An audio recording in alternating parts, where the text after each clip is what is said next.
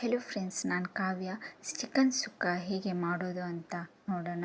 ಮೊದಲಿಗೆ ಬಾಣಲಿಗೆ ತುಪ್ಪವನ್ನು ಹಾಕಿ ಈರುಳ್ಳಿ, ಕರಿಬೇವು ಹಾಕಿ ಮತ್ತು ಚಿಕನನ್ನು ಬೆರೆಸಿ ಅದಕ್ಕೆ ಅರಶಿನ ಹಾಕಿ ಮುಚ್ಚಳವನ್ನು ಮುಚ್ಚಿ, ನಾನಿದು 1 ಕಿಲೋ ಚಿಕನ್ನಿಂದ ಮಾಡ್ತಿರೋದು. ಈಗ ಮಸಾಲೆ ಹೇಗೆ ಮಾಡೋದಂತ ನೋಡೋಣ. ಬಾಣಲಿಗೆ ಸಾಸಿವೆ ಹಾಕಿ ಸ್ವಲ್ಪ ಅದನ್ನು ಹುರಿದುಕೊಳ್ಳಿ, ಮತ್ತು 1/4 ಚಮಚ ಮೆಂತ್ಯ ಹಾಕಿ ಅದನ್ನು ಕೂಡ ಹುರಿದುಕೊಳ್ಳಿ. ಬಾಣಲಿಗೆ 2 ಚಮಚ ಕೊತ್ತಂಬರಿ, 1/2 ಚಮಚ ಜೀರಿಗೆ, 1/2 ಇಂಚು ಚಕ್ಕೆ, 2 ಲವಂಗ, ಅರ್ಧ ಚಮಚ ಬಡಿಸೊಪ್ಪು ಮತ್ತು ಹೂವು ಅಂದರೆ ಗರಂ ಮಸಾಲದ ಹೂವು, ಅದು ತುಂಬಾ ಫ್ಲೇವರ್ ಬರುತ್ತೆ. ಅದಕ್ಕೆ ಅದನ್ನು ಹಾಕಿ ಚೆನ್ನಾಗಿ ಹುರಿದುಕೊಳ್ಳಿ. ನಾಟಿ ಕೋಳಿಗೆ ಈ ಥರ ಗರಂ ಮಸಾಲೆ ಎಲ್ಲ ಹಾಕಬೇಡಿ, ಚೆನ್ನಾಗಿ ಬರಲ್ಲ. ಬಾಯ್ಲರ್ ಅದಕ್ಕೆ ತುಂಬ ಚೆನ್ನಾಗಿರ್ತದೆ. ಈ ಥರ ಮಸಾಲೆಯನ್ನು ಚೆನ್ನಾಗಿ ಫ್ರೈ ಮಾಡಿದರೆ ಘಮ್ಮಂತ ಪರಿಮಳ ಬರುತ್ತೆ. ಆವಾಗ ಅದು ಹುಡಿ ಆಗ್ತದಲ್ಲ ಮಸಾಲ, ತುಂಬಾ ಟೇಸ್ಟ್ ಬರುತ್ತೆ.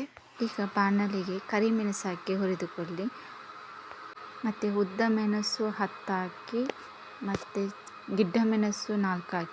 ನೋಡಿ, ಈ ಥರ ನಾನು ರೆಡಿ ಮಾಡಿ ಇಟ್ಟಿದ್ದೇನೆ. ನಿಮಗೆ ಖಾರ ಎಷ್ಟು ಬೇಕೋ ಹಾಗೆ ನೀವು ಅಡ್ಜಸ್ಟ್ ಮಾಡಿ ಹಾಕಿ. ಮಿಕ್ಸಿಗೆ ಹಾಕಿ ಸ್ವಲ್ಪ ಹುಳಿ ಹಾಕಿ, ಜಾಸ್ತಿ ಹಾಕಬೇಡಿ. ಈಗ ನೋಡೋಣ ಚಿಕನ್ ಬೆಂದಿದೆ ಅಂತ. ಬೆಂದಿದೆ. ಅದಕ್ಕೆ ಉಪ್ಪು, ರುಬ್ಬಿರುವ ಮಸಾಲವನ್ನು ಹಾಕಿ, ಮತ್ತೊಂದು ಬಾಣಲಿಗೆ 1 ನೀರುಳ್ಳಿ, 7-8 ಬೆಳ್ಳುಳ್ಳಿ ಜಜ್ಜಿ ಹಾಕಿ, ಮತ್ತು ಅದಕ್ಕೆ ಕರಿಬೇವು, 1 ಇಂಚಾಗುವಷ್ಟು ಶುಂಠಿ ಹಾಕಿ ಫ್ರೈ ಮಾಡಿ. ಚೆನ್ನಾಗಿ ಫ್ರೈ ಆದಮೇಲೆ ನಾವು 1 ಕಪ್ಪಿನಷ್ಟು ಕಾಯಿ ತುರಿಯನ್ನು ಹಾಕಬೇಕು. ಚೆನ್ನಾಗಿ ಫ್ರೈ ಮಾಡಿ, ತುಂಬ ಘಮ್ಮಂತ ಪರಿಮಳ ಬರ್ತದೆ. ಸ್ವಲ್ಪ ಅರಶಿನ ಹಾಕಿ ಅದಕ್ಕೆ ಪುನಃ ಫ್ರೈ ಮಾಡ್ತಾ ಇರಿ. ಮತ್ತು ತಣ್ಣಗಾದಮೇಲೆ ನಾವು ಮಿಕ್ಸಿಗೆ ಹಾಕೋಣ. ಮಿಕ್ಸಿಗೆ ಹಾಕಿ 1-2 ಸುತ್ತು ಗರ್ರ ಅಂತ ಸೌಂಡ್ ಬಂದರೆ ಸಾಕು. ಹಾಗೆ ನೋಡಿ, ಈ ಥರ ಆಗಿದೆ. ಈಗ ನಾವು ಚಿಕನಿಗೆ ಮಿಕ್ಸ್ ಮಾಡೋಣ. ಚೆನ್ನಾಗಿ ಮಿಕ್ಸ್ ಮಾಡಿ ಸ್ವಲ್ಪ ಬೇಯಿಸಲಿಕ್ಕೆ ಬಿಡಿ.